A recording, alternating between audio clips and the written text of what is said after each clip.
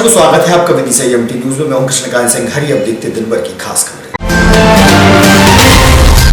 राकेश कटारे बने नए कांग्रेस जिलाध्यक्ष। पूर्व सांसद के निवास पर पहुंचे आशीर्वाद लेने, दी बधाई और शुभकामनाएं।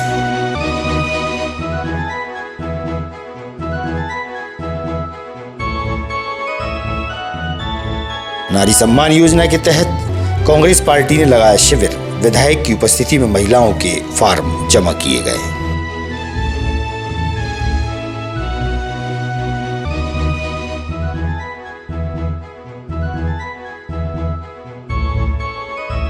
और देश की खुशहाली व सुख शांति के लिए विनोद छिपा करते हैं भीषण गर्मी में, सूर्य के तेज में अग्नितप।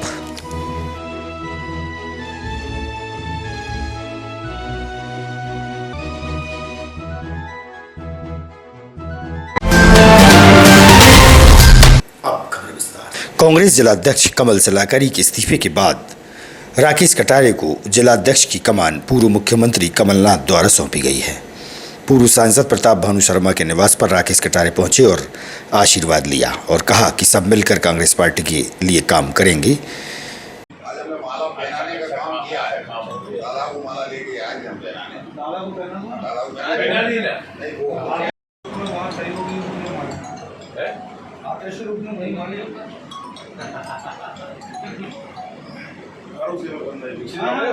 आपके पीछे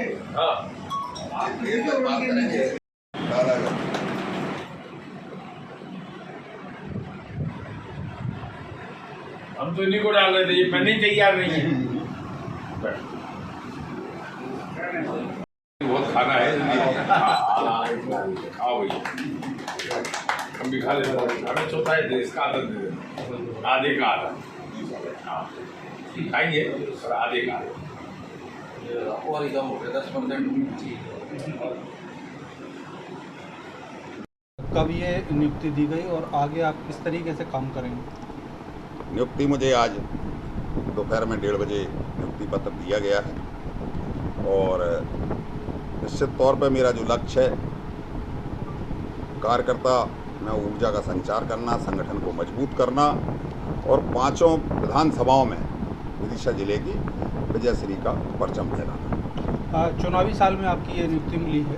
अभी वर्तमान में 1:4 का रेशो विदिशा में विधानसभा के जिले के हिसाब से चल रहा है। क्या टारगेट आप लेके चल रहे हो? हम निश्चित तौर पे 5 विधानसभाओं में कांग्रेस को विजयश्री दिलाएंगे, क्योंकि मुझे पता है वहाँ की नब्ज और वहाँ जो भी कमियाँ हैं हम उनको दूर करेंगे। कांग्रेस के प्रति माहौल बहुत अच्छा है। विदिशा जिले में ही नहीं, पूरे मध्य प्रदेश में कांग्रेस में माहौल बन चुका है। निश्चित ही आने वाले चुनाव में कांग्रेस की सरकार बनेगी, कमलनाथ जी मुख्यमंत्री बनेंगे।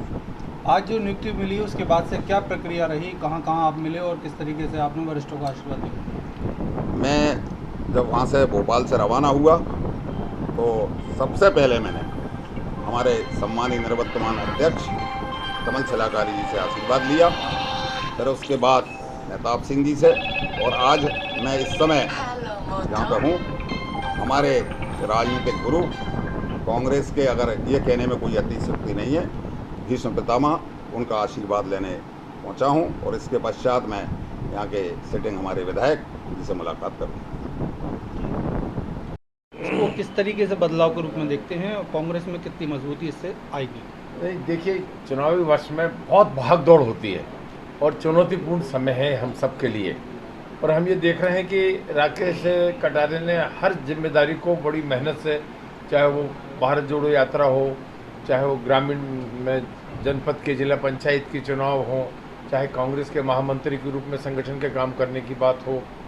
अब हमने ये देखा कि कमलनाथ जी के मन में ये है कि जहाँ से रिजल्ट मिलना है या जहाँ जिन जगह अच्छी अपेक्षा है रिजल्ट मिलने की, वहाँ थोड़ी एक डायनेमिक आदमी को जिम्मेदारी देना चाहिए। उनका सोच रहा, उन्हीं ने ये निर्णय करा और इन्होंने इस्तीफा दे दिया, तो कुछ सोच के दिया होगा या ज़्यादा ना समय दे पा रहे होंगे, जो भी परिस्थिति रहे हो। पर अच्छे व्यक्ति के रूप में, सीनियर कांग्रेसमैन के रूप में, खानदानी कांग्रेसी के रूप में कमल सलाकारी के कार्यकाल की सराहना तो सभी करते हैं, अकेला में ही नहीं। सबको साथ लेकर चलने की क्षमता उन्होंने हमेशा इस जिम्मेदारी को निभाया।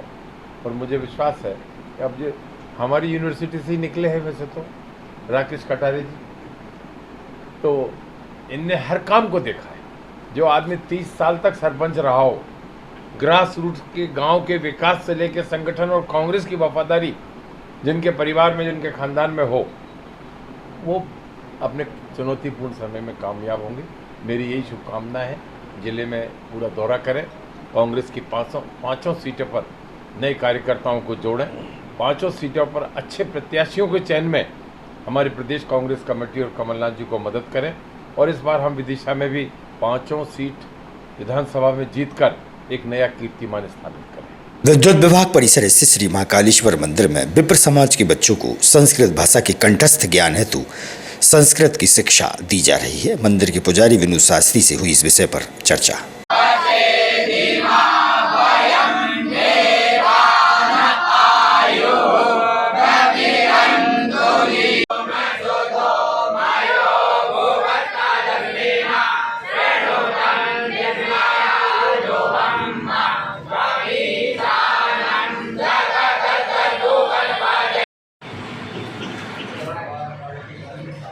विनोद शास्त्री जी, ये कौन सा स्थान है और कौन सा मंदिर है और कहाँ पर है और आज यहाँ पर किस तरीके की यहाँ पर शिक्षा दी जा रही है?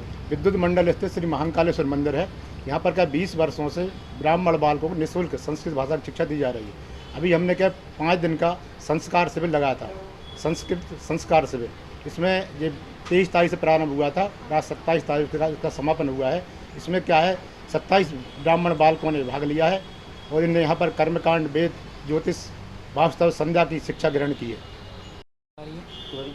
क्या सीख रहा है, कहाँ पर सीख रहा है और आपके गुरु कौन है जो आपको शिक्षा दे रहे हैं? यहाँ पर श्री विद्युत मंडल में महाकालेश्वर मंदिर है। यहाँ पर हमारे गुरुजी श्री विनोद शास्त्री जी हैं जो 20 वर्षों से संस्कृत का अध्ययन कराते हैं बच्चों को। यहाँ पर हमें पुरुष सूक्त, श्री सूक्त, षष्ठी वाचन, कर्मकांड, वेद, ज्योतिष और संध्या के बारे में जानकारी दी गई, अध्ययन कराया।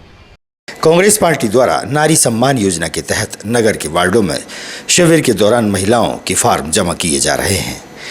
कांग्रेस सरकार बनने पर महिलाओं को 1500 रुपये प्रति माह और 500 रुपये गैस सिलेंडर देने की बात कही गई। वहीं पूर्व प्रधानमंत्री पंडित जवाहरलाल नेहरू की पुण्यतिथि के अवसर पर उन्हें याद कर उनके जीवन पर प्रकाश डाला गया। बरईपुरा चौराहे पर शिविर के दौरान नवागत कांग्रेस जिला अध्यक्ष राकेश कटारे, विधायक शशांक भार्गव सहित बड़ी संख्या में कांग्रेस कार्यकर्ता उपस्थित रहे। जवाहरलाल नेहरू हमारे, जवाहरलाल नेहरू हमारे, पंडित जवाहरलाल नेहरू हमारे, पंडित जवाहरलाल नेहरू हमारे, कांग्रेस पार्टी जिंदाबाद, कांग्रेस पार्टी जिंदाबाद, पंडित जवाहरलाल नेहरू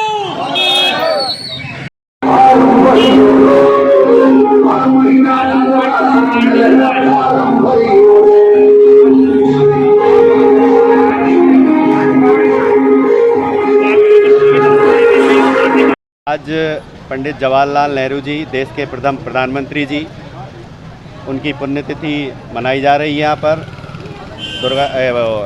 बरईपुरा चौराहे पर और सभी लोग आ रहे हैं। हमारे नए जिलाध्यक्ष जी भी आ गए हैं और यहीं पर नारी सम्मान योजना के जो हमारे कमलनाथ जी की योजना चली है उसके फॉर्म भरे जा रहे हैं। 500 रुपये में गैस की टंकी, 1500 रुपये महिलाओं को सम्मान के तौर पर दिए जाएंगे, 100 रुपये में 200 रुपये में 200 unit light free, 100 unit light free और 200 रुपये में हाफ लाइट। जिला कांग्रेस कमेटी संगठन महामंत्री। आज ये कौन सा चौराहा है और यहाँ पर क्या कार्य चल रहा है? बरईपुरा चौराहा है। आज ये नेहरू जी की पुण्यतिथि है और मध्य प्रदेश कांग्रेस कमेटी द्वारा जो नारी सम्मान योजना का कार्यक्रम दिया गया है जिला कांग्रेस कमेटी के माध्यम से, आज नारी सम्मान योजना के वार्ड क्रमांक 20 में और 19 से 18 सबके यहाँ पे फार्म भराया जा रहा है। पुलिस लाइन में 3 दिवसीय जिला स्तरीय खेल प्रतियोगिता का शुभारंभ हुआ। जिले भर के खिलाड़ियों ने प्रतियोगिता में भाग लिया है। इस मौके पर भोपाल डीआईजी देहात मोनिका शुक्ला, एसपी दीपक शुक्ला, एडिशनल एसपी समीर यादव तथा पुलिसकर्मी व खिलाड़ी मौजूद रहे। कि हर असफलता और सफलता को सुखपूर्वक पियो, सरलता से जियो, यही जीवन का मूल सिद्धांत है। इसीलिए तो कहा जाता है कि जीत है, कभी जीत है तो कभी हार है। इसीलिए खेल जीवन का वास्तविक श्रृंगार है। और बिंदु जो निम्नानुसार हैं। भाग लेने वाली कुल इसमें इकाइयां हैं विदिशा, राजगढ़, सीहोर, भोपाल शहर और देहात, Raisen, Hoshangabad, Harda, Betul, radio Bhopal, PTS Pachmarhi, PTS MT और जीआरपी भोपाल। इन इकाइयों की टीमें यहाँ पे इस प्रतिस्पर्धा में भाग लेने के लिए उपस्थित हुई हैं। कुल 10 इकाइयां इसमें से हमारे यहाँ पहुंची हैं और भाग लेने वाले कुल खिलाड़ी 210 हैं, जिसमें से 180 पुरुष और 30 महिला खिलाड़ी हैं। खेलों का आयोजन 3 दिवस में किया जाएगा, 27, 28 और 29 मई। आज 27 तारीख को इसका शुभारंभ माननीय डीआईजी महोदय की उपस्थिति में किया जा रहा है और 29 तारीख को इसका जिन्होंने ये महफिल सजाई है, ये मैदान सजाया है, ये मंच सजाया है, आपको एक नया मौका दिया है, एक अवसर दिया है कि आप यहाँ पर एक नई इबारत लिख कर जाएं, अपना नया मकाम बना कर जाएं, अपने आप को साबित करके जाएं। एसपी साहब के द्वारा बताया गया कि 210 खिलाड़ियों द्वारा इस खेलकूद प्रतियोगिता में भाग लिया जा रहा है। सभी साथी खिलाड़ीगण, पत्रकार बंधुओं और विदिशा जिले के गणमान्य नागरिकगण, जैसा कि आप जानते हैं पुलिस के कार्य में बड़ी कठिनता है, समय का कोई ध्यान नहीं रखा जाता और हम अन्य एक्टिविटीज के लिए समय नहीं निकाल पाते। माननीय पुलिस महानिदेशक महोदय की पहल पर अंतर जिला खेलकूद इसका मुख्य आयोजन करता है। इसमें खेल विभाग और हमारे, जैसा मैंने बताया, कुछ अन्य निजी संस्थान हैं। हमारे पुलिस विभाग के जो खिलाड़ी लोग हैं, ये सभी इसमें सहयोगी हैं, सहभागी हैं। अतिरिक्त पुलिस अधीक्षक इसमें मेरे सहयोगी की भूमिका में इसको पूरा आयोजन का दायित्व देखेंगे, साथ ही हमारे रक्षक निरीक्षक और इनकी जो पूरी टीम है। खेलकूद प्रतियोगिता वर्ष 2023 में भाग लेते हुए इसके सभी नियमों का निष्ठापूर्वक पालन करेंगे। जब एक नई इबारत लिखेंगे, अब मैं इस मंच पर आमंत्रित करना चाहूंगा इस सारी प्रतियोगिता का ताना बाना बुनने वाले गोज टू राधिका मांझी। जोरदार तालियों से स्वागत। 16.66 सेकेंड के साथ में इन्होंने ये मकाम हासिल किया है। 16.66 सेकेंड में फर्स्ट है। पूरी तरह सुरक्षित है और हम बेहतरीन का प्रदर्शन करेंगे। तो और इसके बाद आदरणीय पुलिस अधीक्षक महोदय के इस उद्बोधन के बाद में मैं अब जिसे खातून, जोरदार तालियां सारे पुलिस के जवानों से गुजारिश करी, जोरदार तालियां। यही उपहार है खिलाड़ी के लिए सबसे बेहतरीन। इस पे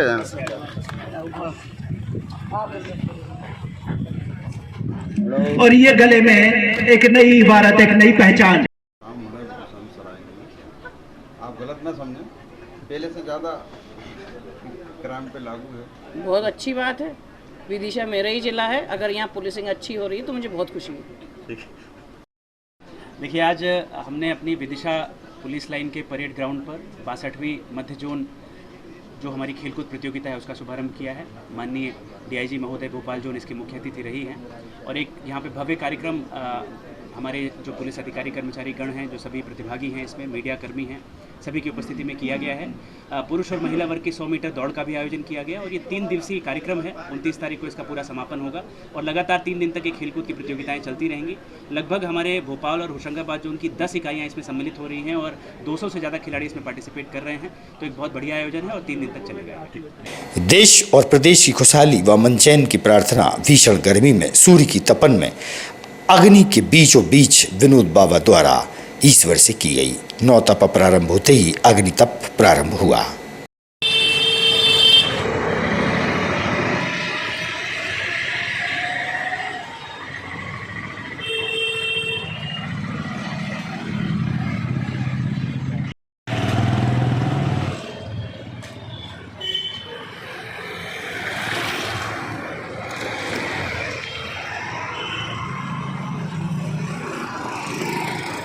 बड़ा बाजार से बोल रहा हूँ मैं। कितनी उम्र होगी बाबा? 59 साल की हो गई। जो आप नौ तप में अग्नि तप कर रहे हैं, क्या उद्देश्य इसका? ये उद्देश्य है कि भगवान महाकाल की कृपा और सब साधु संतों की कृपा, उनको मेरा नमन मस्तक और देश में शांति बनी रहे।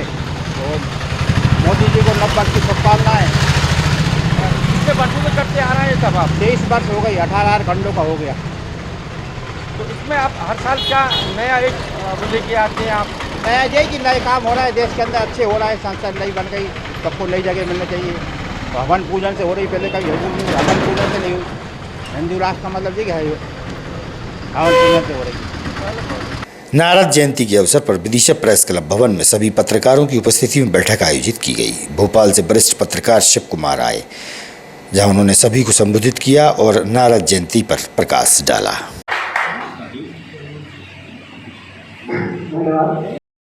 आदेश को सिर उठाए करते हुए मैं उस पर प्रकाश डाल देता हूँ। आप सब जानते हैं कि यूपीएससी देश की सर्वश्रेष्ठ प्रतिभाओं के चयन की परीक्षा है। शोध की बात कर रहे हैं, पत्रकारिता की शोध करते थे, वो आज खत्म हो गया। शोध पे किस तरीके से अपन इसको संचालित करते हैं? हाँ, देखिए, पत्रकारिता में किसी लाइसेंस की ज़रूरत नहीं होती है, किसी अध्ययन अध्यापन की ज़रूरत नहीं होती है। एक कैमरा, एक मोबाइल फ़ोन से पत्रकारिता हो जाती है। इसलिए पत्रकारिता में बहुत तेज़ी से लोग शामिल हो रहे हैं और जो अपने आप को पत्रकार कहते हैं, जबकि पत्रकारिता का एक निश्चित धर्म है। पत्रकारिता एक बहुत व्यवस्थित कर्म है, एक उद्देश्यपूर्ण कर्म है। पत्रकारिता का एक मर्म है, एक प्रशिक्षण की ज़रूरत होती है। इन सब चीज़ों को इग्नोर करके, इन सब चीज़ों की अनदेखी करके बहुत लोग पत्रकारिता कर रहे हैं। तो मुझे लगता है कि वो पत्रकारिता, आज फिर नारद जी को ऐसे मौके पर हम याद करते हैं कि नारद जी की पत्रकारिता के दो तत्व थे, सच्चाई और लोकहित, और सत्य ही पत्रकारिता का आधार है। वो सत्य कहीं खो रहा है जो हम फेक न्यूज़ का वो कर। और इसीलिए मुझे लगता है कि पत्रकारिता में जब रिसर्च होगी, शोध होगा और सत्य का अन्वेषण होगा, तो वो पत्रकारिता सही दिशा में जाएगी। वो सत्य का अन्वेषण कम हो गया और ओवरऑल किसी भी विषय का अन्वेषण करके हम उस विषय को रखेंगे, अगर गहराई होगी तो उस चीज़ को लोगों के वो मन मस्तिष्क में उतरेगी। तो बैनर और जो आप बात कर रहे हैं, पोस्टर और अखबार में की बात कर रहे हैं, उसके बारे में देखिए, पोस्टर तो एक सूचना देता है। पोस्टर का धर्म ही, पोस्टर का उद्देश्य ही केवल सूचना देना है, और वो सूचना को वो किस रूप में कितना हाईलाइट कर सकता है, उस सूचना को कितना रजिस्टर आपके दिमाग में कर सकता है, बस उसका उद्देश्य होता है। पत्रकारिता का उद्देश्य इससे भिन्न है, और इसलिए हम कहते हैं कि अखबार कोई पोस्टर नहीं है। अखबार के पीछे एक निश्चित, कोई भी सूचना हम दे रहे हैं उसके पीछे एक निश्चित उद्देश्य है। उस सूचना के पीछे कोई ना कोई उसका कहीं धर्म है, कोई लक्ष्य है। इसलिए पत्रकारिता पोस्टर नहीं है, हमें इस बात से बचना है। इसलिए हर सूचना का हमें कहीं कोई उद्देश्य होना चाहिए, कोई उसका धर्म होना चाहिए, कोई उसका लक्ष्य होना चाहिए। वो सूचना केवल हमारे स्वार्थ पूर्ति के लिए या कुछ आनंद लेने के लिए केवल नहीं है। अखबार के मालिक और चैनल के मालिक आज विज्ञापन छाप रहे हैं, इसके बारे में बताइए। देखिए, ये अगर हम कहें तो ये एक ख़राब प्रवृत्ति शुरू हुई है, और कोरोना के बाद इस प्रवृत्ति को ज़्यादा बढ़ावा मिला है कि हमें हमारे अखबार चैनलों की या मीडिया हाउसेज की अर्थव्यवस्था गड़बड़ाई है, और उसके कारण वो विज्ञापन के पर उनकी डिपेंडेंसी बढ़ी है, और इस विज्ञापन में उन्होंने पत्रकारिता का उपयोग करना शुरू किया है। ये पत्रकारिता के लिए बहुत अच्छी बात नहीं है। अगर आर्थिक रूप से समृद्ध और सक्षम मीडिया हाउस रहेंगे तो पत्रकार स्वतंत्र रूप से पत्रकारिता कर सकेगा। इसलिए उन्हें अपने आर्थिक स्रोतों के लिए पत्रकारिता पर निर्भर नहीं रहना चाहिए। उन्हें अपने स्रोत, जैसा पहले भी वो अपने स्रोत खड़े करते थे, उस पर जाना चाहिए। क्योंकि पत्रकारिता यदि भ्रष्ट हो जाएगी, पत्रकारिता यदि विज्ञापन के लिए पत्रकारिता होगी, तो फिर उसमें आज आपका आगमन हुआ है और नारद जयंती यहाँ मनाई गई, किस प्रकार से आप देखते हैं, या आयोजन किस प्रकार का लगा? आप लोगों को धन्यवाद, आपने बहुत अच्छा आयोजन किया।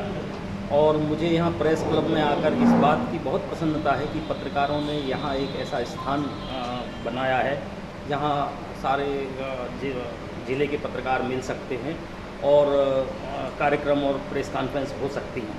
कई ज़िलों में इस तरह की प्रेस क्लब नहीं है, इसलिए आप लोग बधाई के पात्र हैं। जहाँ तक नारद जयंती का प्रश्न है, प्रतिवर्ष नारद जयंती विभिन्न ज़िलों में आयोजित की जाती है, और हम लोग इसको एक ऐसा बहाना, एक ऐसा मंच के रूप में देखते हैं जिस मंच से हम लोग अपने पत्रकार साथियों से या अन्य लोगों से पत्रकारिता के संदर्भ में बात कर सकते हैं। नारद जी को हम लोग आदि पत्रकार के रूप में देखते हैं, मानते हैं। दरअसल ये एक तरह से भारतीय परंपरा में एक प्रतीक ऐसा है जो हमारे अपने प्रोफेशन से जुड़ा हुआ है, और भारतीय परंपरा में ऐसे प्रतीक हर चीज़ के प्रतीक हैं, हमें उन्हें याद करने की ज़रूरत है। और भारत का स्वाभिमान भारतीय प्रतीकों, भारतीय परंपराओं से ही खड़ा होगा। विदिशा में आने के बाद मैं आपसे एक और बात साझा करना चाहता हूँ, और जो मैंने अपने वक्तव्य में भी कही है कि विदिशा का बड़ा समृद्ध इतिहास रहा है, और इस इतिहास को हम किसी वजह से भूल गए हैं, उपेक्षित हो गया है। ये शहर एक समय में भोपाल से बड़ा शहर, बड़ा महान शहर था। यहाँ बहुत बड़ा मंदिर, महाकाल से बड़ा मंदिर था, विजय मंदिर, और यहाँ बहुत बड़ा नाटक लिखा गया यहाँ की पृष्ठभूमि पर। कालिदास ने लिखा, कालिदास ने अपने मेघदूत में इसका वर्णन किया है। और सम्राट अशोक की ससुराल थी और उनकी पहली पत्नी देवी यहाँ रहती थी, तो और दसार्ण प्रदेश की राजधानी था, तो बहुत समृद्ध रहा। ताजा तरीन खबरों से रहिएगा आप अपडेट देखते रहिएगा विदिशा एएमटी न्यूज। हमें दीजिए इजाजत, नमस्कार।